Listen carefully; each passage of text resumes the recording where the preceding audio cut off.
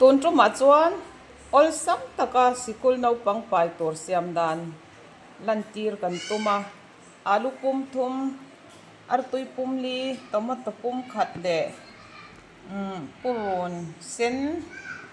pum khat chuan purun sen na mo anianga chuan cornflour hi tlem kan telanga black pepper le chili powder le hei hi I thak thing dip ani tlem te kan tel do ni arim ati tui danglam vea masala ti chu asiam ton do do kha ni maya tv ka om lava kha kha chu masala kan do dan ang kha kan tel mai do nia tui te win kan siam do ni tuna chuan alu kan lo kat to nga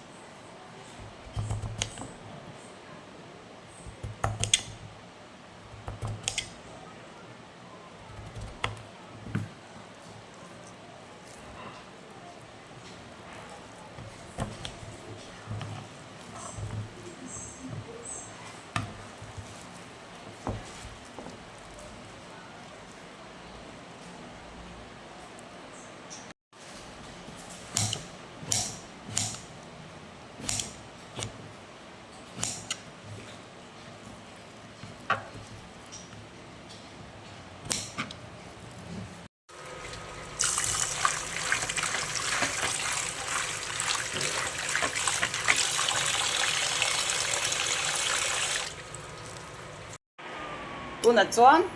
tel kan lo chuang sa to nga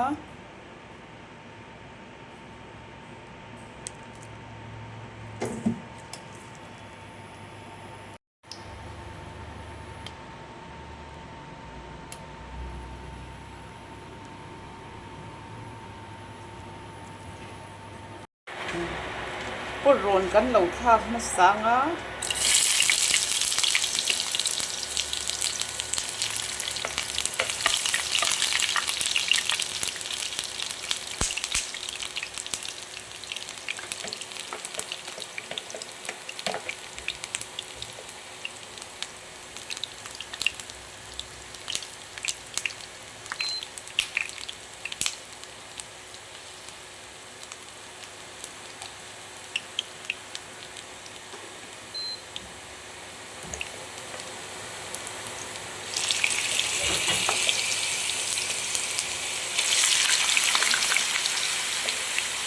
alu hi kan kang rau ma ka ang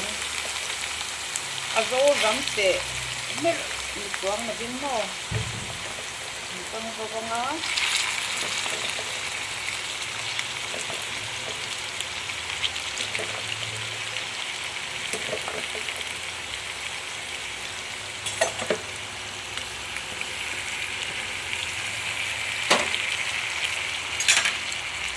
tuang kan telanga chuan masala ai eng thak le black pepper chuan thak thing dip ai ho hi kan tha ka nga ai eng kan na tha ko ang kan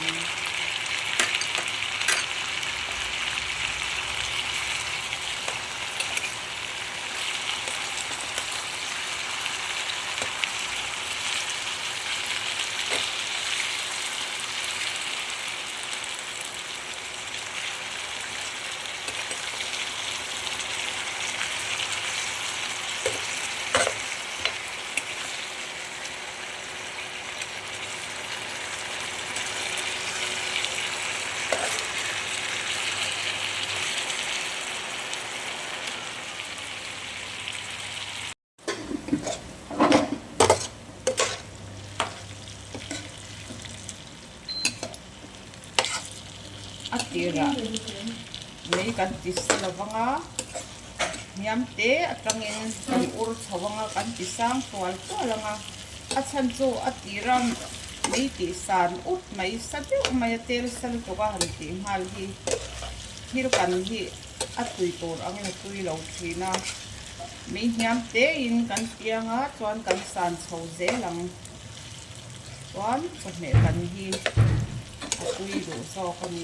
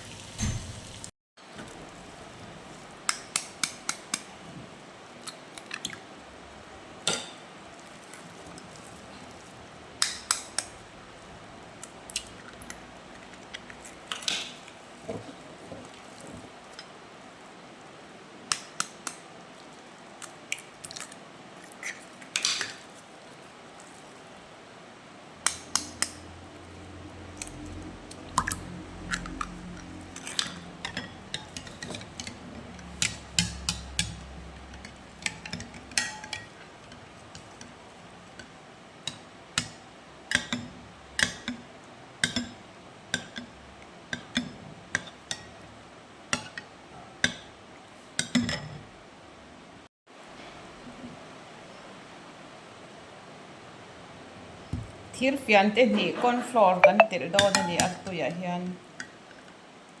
thir fian te vum ni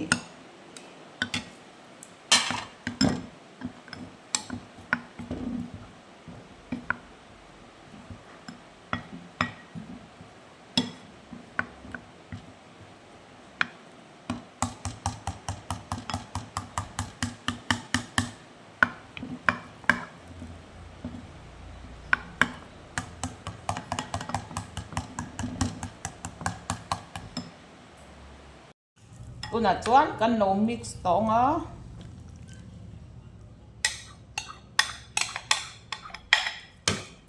atui thei em ani thil hau tak lo ania chuan puron sen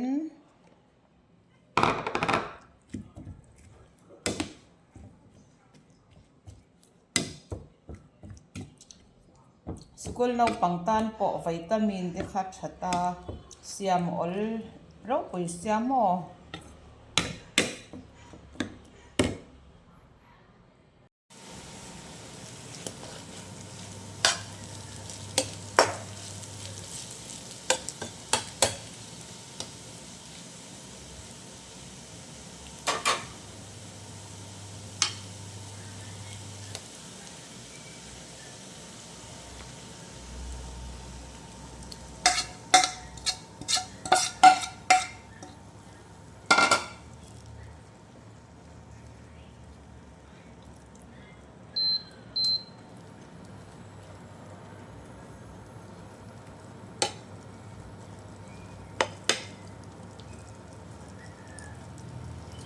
mani khan kan siam to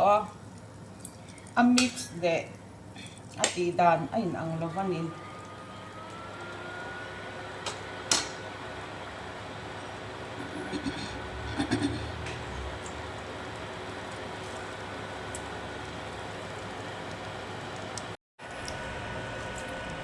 among hi a che son thei ta mo tia kan let don ni